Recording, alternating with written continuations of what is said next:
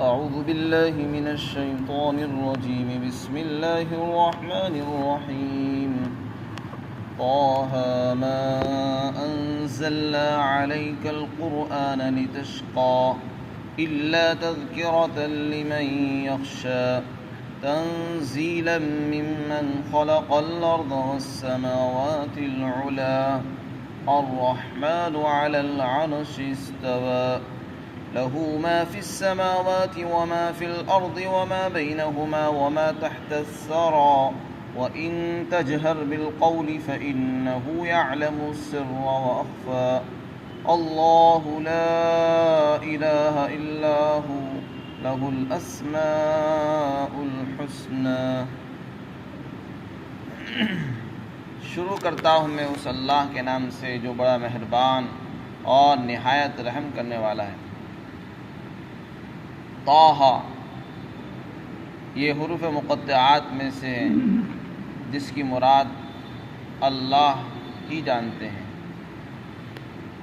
ہم نے یہ قرآن آپ پر اس لیے نہیں اتارا تاکہ آپ تکلیف اٹھائیں اور مشقت میں پڑ جائیں، بلکہ یہ قرآن کریم اس شخص کے لیے نصیحت ہے جو ڈرتا ہے، اور یہ نازل کیا ہوا ہے، اتارا گیا ہے اس ذات کی طرف سے جس نے زمین کو اور بلند و بالا آسمانوں کو پیدا فرمایا۔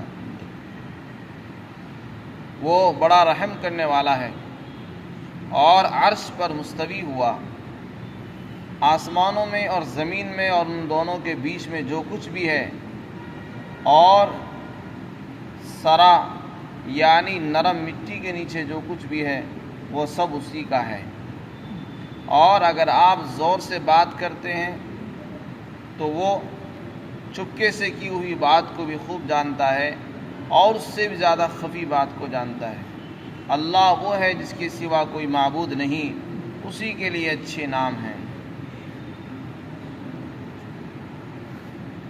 یہاں سے سورہ طٰ شروع ہو رہی ہے۔ سورہ طٰ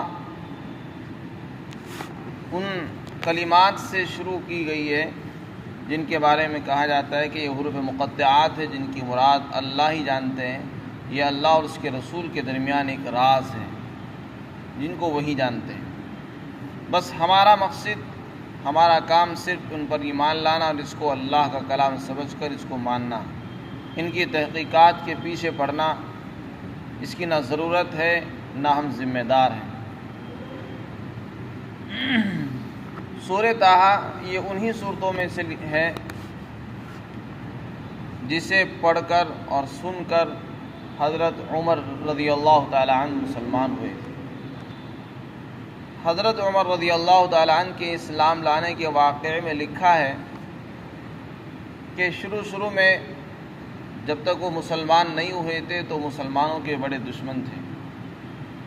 ایک مرتبہ طے ہوا کہ محمد الرسول اللہ کا ہی خاتمہ کر دینا چاہیے، کیونکہ ان کی وجہ سے قوم کے اندر فتنہ اور فساد ہو رہا ہے، لوگ دین چھوڑ رہے ہیں، اپنے باپ دادا کی دین کو چھوڑ کر ایک نئی دین کو اپنا رہے ہیں، لہذا اس سے ہماری قوم کے اندر پھوٹ پڑ رہی ہے، دو حصوں میں بٹی جا رہی ہے، لہذا کیوں نہ اسی شخص کا خاتمہ کر دیا جائے جو اس تفریقے کا اور انتشار کا سبب بننا ہے۔ تو ابو جہل نے اس کے سلسلے میں ایک میٹنگ بلائی، مشورہ کیا اور پوچھا کہ بتاؤ یہ کام کون انجام دے گا؟ تو حضرت عمر رضی اللہ عنہ نے کہا کہ یہ کام میں کرتا ہوں۔ چنانچہ وہ رسول اللہ صلی اللہ علیہ وسلم کے قتل کے ارادے سے تلوار لے کر اور اپنے گھوڑے پر سوار ہو کر نکل گئے۔ راستے میں ایک صحابی ملے جن کا نام تھا نعیم بن عبداللہ۔ انہوں نے پوچھا کہ عمر کیا ارادہ، کہاں جا رہے ہو؟ کہنے لگے بس آج تو کام تمام کرنے کے لیے جا رہا ہوں کہ اس شخص نے جو سر اٹھا رکھا ہے بس آج خاتمہ ہی کر دینا، بہت زیادہ سر اٹھا رکھا ہے۔ نعیم بن عبداللہ نے کہا کہ پہلے اپنے گھر کی تو خبر لے لو، پہلے اپنے گھر کی خبر لو، کہ تمہاری بہن اور بہنوں ہی مسلمان ہو گئے ہیں۔ یہ سننا تھا کہ ان کے ہوش اور حواس اڑ گئے اور اپنا ارادہ بدل دیا، جا رہے تھے محمد الرسول اللہ کو قتل کرنے کے لیے اور واپس بہنوئی کے گھر کی طرف روانہ ہو گئے۔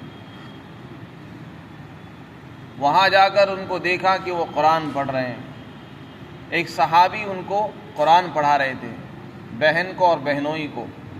وہ مسلمان ہو چکے تھے اور وہ سورہ طٰہٰ کی تلاوت کر رہے تھے، اسی کو پڑھ رہے تھے۔ جب یہ آئے تو انہوں نے بتایا ان کو کہ مجھے معلوم ہوا کہ تم مسلمان ہو گئے ہو، اور انہیں محسوس ہوا، انہوں نے ان کا امتحان لیا۔ چنانچہ جب معلوم ہوا اس کے بعد انہوں نے اپنے بہن کو بہنوئی کو بہت مارا، یہاں تک کہ بہن لہو لہان ہو گئی۔ پھر آخر میں آ کر بہن نے کہا کہ تم سے جو ہو سکتا ہو کرو، ہم اپنے دین سے پیچھے ہٹنے والے نہیں ہیں۔ ہم جب مسلمان ہو چکے ہیں تو اب اسلام پر باقی رہیں گے، چاہے جان چلی جائے، تم سے جو ہو سکتا ہو کر لو۔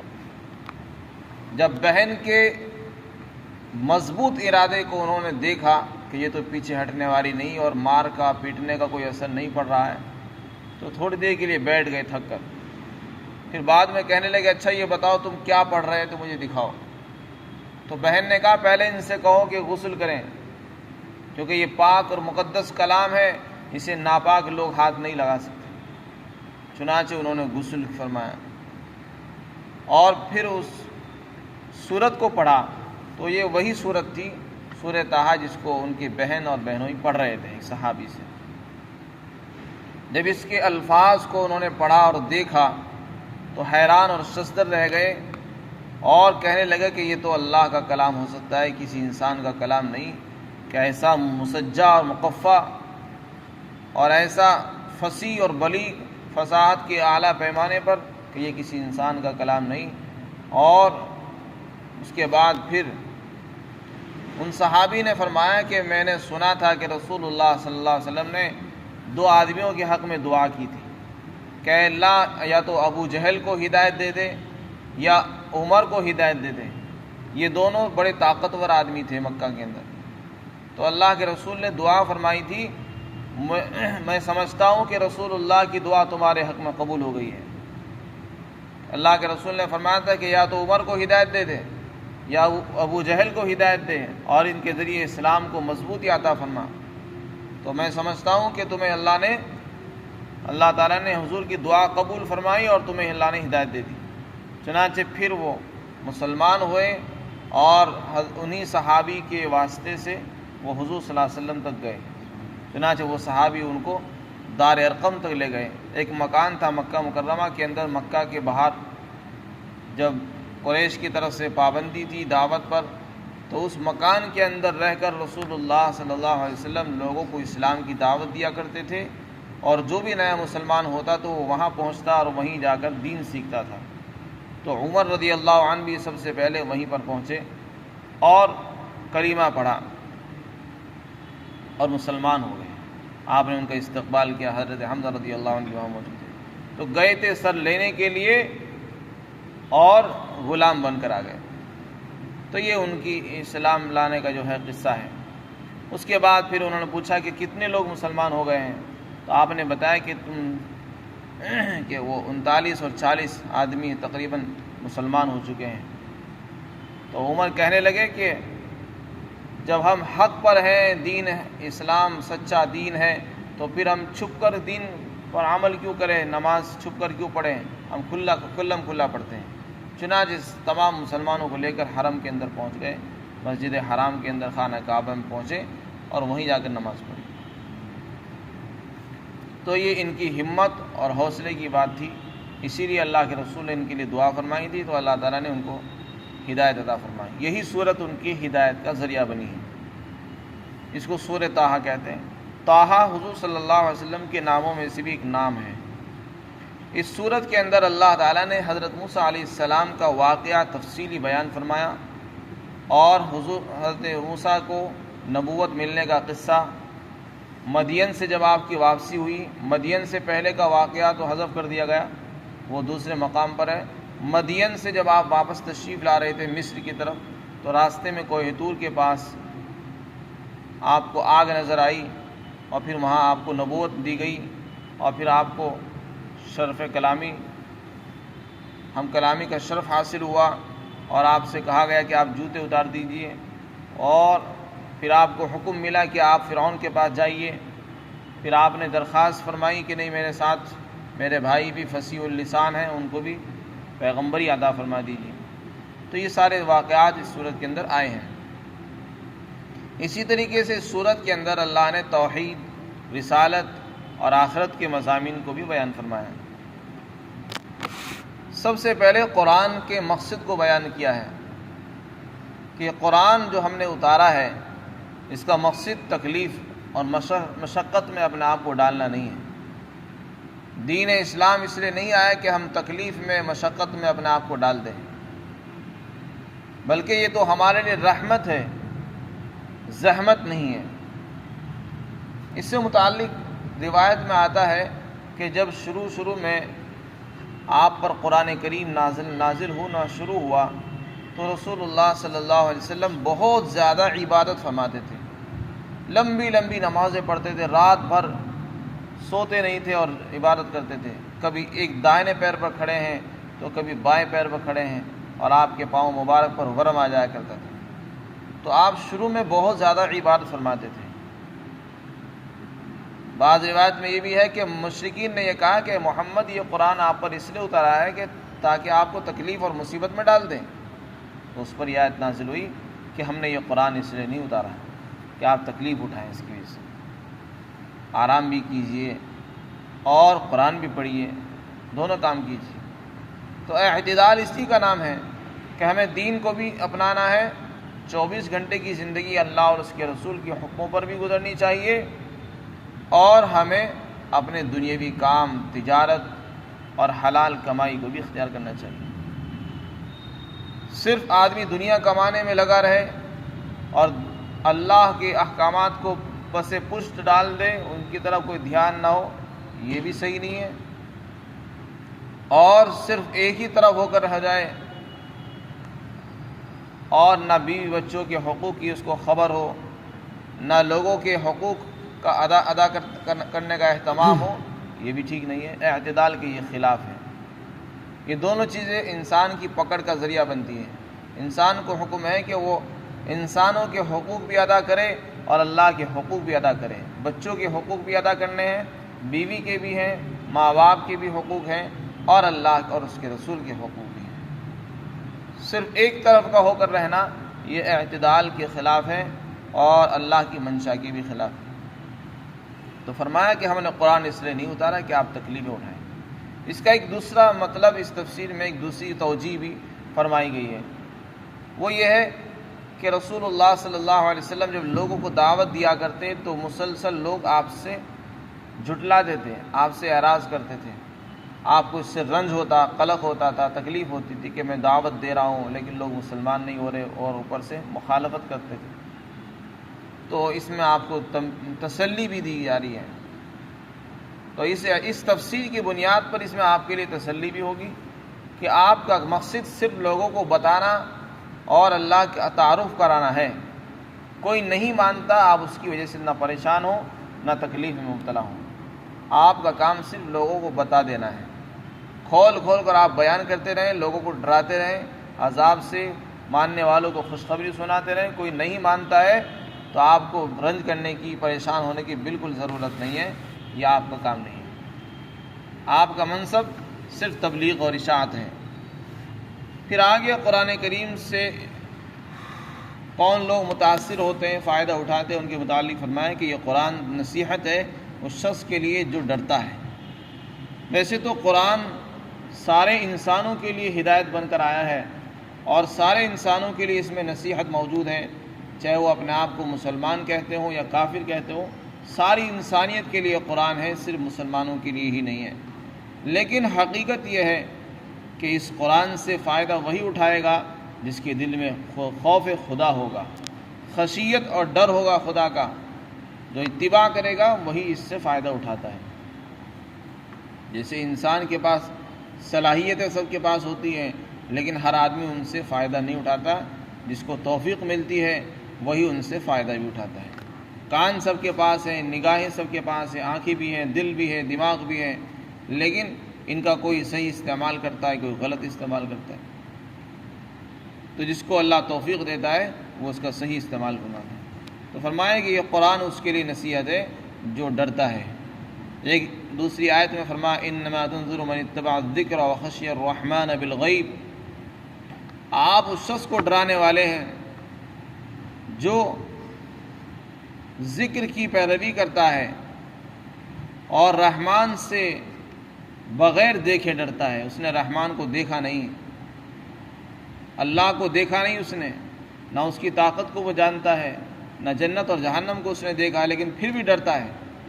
ہر وقت اس کو خطرہ لگا رہتا ہے، معلوم نہیں کیا ہوگا، حق کی تلاش میں ہے کہ کسی طرح میں میرا بیڑا پار ہو جائے، میں کامیاب ہو جاؤں۔ تو ایسے لوگ ہی ان قرآن سے فائدہ اٹھاتے ہیں اور بڑے بڑے لوگ محروم رہ جاتے سے۔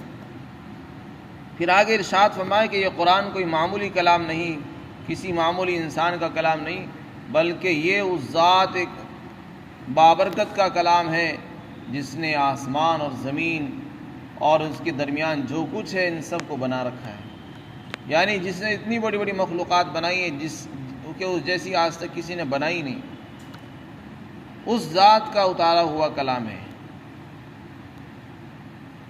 پھر آگے ارشاد فرمایا رحمان وہ ہے، وہ اللہ، وہ ذات کون ہے؟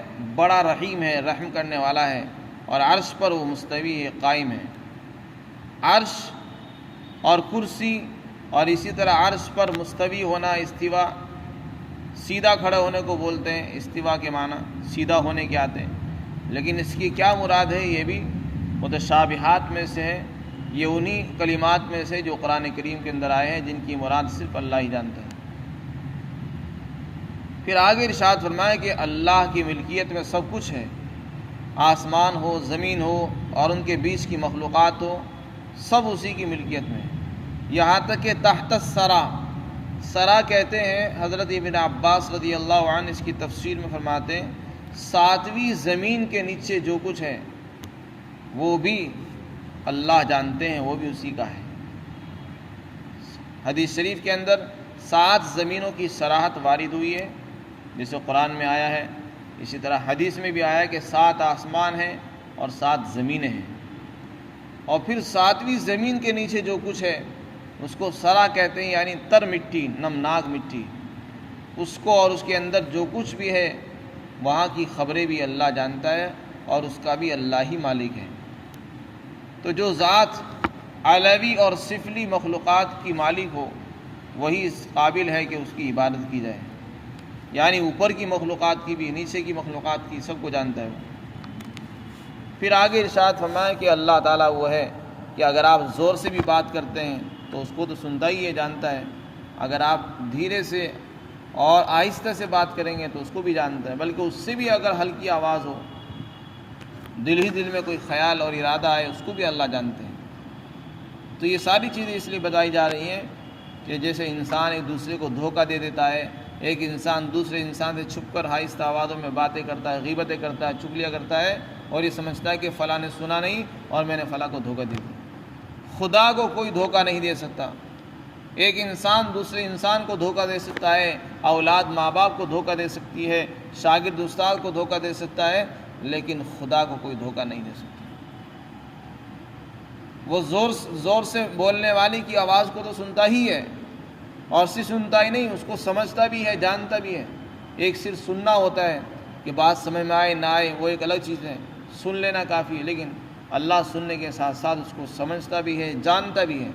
اس لیے فرمایا اللہ یعلم فإنہ یعلم السر وأخفى، اگر آپ زور سے بولیں اس کو بھی جانتا ہے، آہستہ سے بات کریں اس کو بھی جانتا ہے، اور اگر اس سے بھی زیادہ خفی ہو دل کا ارادے کو تک کو بھی جانتا ہے وہ، یعنی وہ ہر چیز کو جاننے والا، سمجھنے والا ہے۔ لہذا اس ذات کے ہوتے ہوئے کسی کی یہ ہمت اور یہ جرأت کہ میں اس کی نافرمانی کروں، یہ اس کی ذات پر یقین نہ ہونے کی علامت ہے۔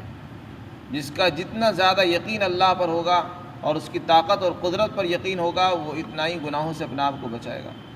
اور انسان گناہ جب کرتا ہے جب اس کو اللہ کی ذات پر یقین کم ہوتا ہے، وہ یہ سمجھتا ہے کہ شاید اللہ کو پتہ نہیں ہے۔ رات کے اندھیرے میں کون دیکھ رہا ہے، بند کمرے میں کون دیکھتا ہے، لہذا میں گناہ کر لوں۔ تو اللہ فرماتے ہیں وہ ہر چیز کو جانتا ہے، سنتا ہے۔ اللہ وہ ہے جس کی سوا کوئی معبود نہیں ہے، اچھے نام اسی کے لیے ہیں، جتنی بھی اچھے نام ہیں، یعنی جس کے اندر اس کی صفات اور کمالات بیان کی گئے ہیں، وہ سب اسی کے لائق ہیں اور اسی کے وہ اسی کا مستحق ہے۔ اللہ تعالیٰ ہم سب کو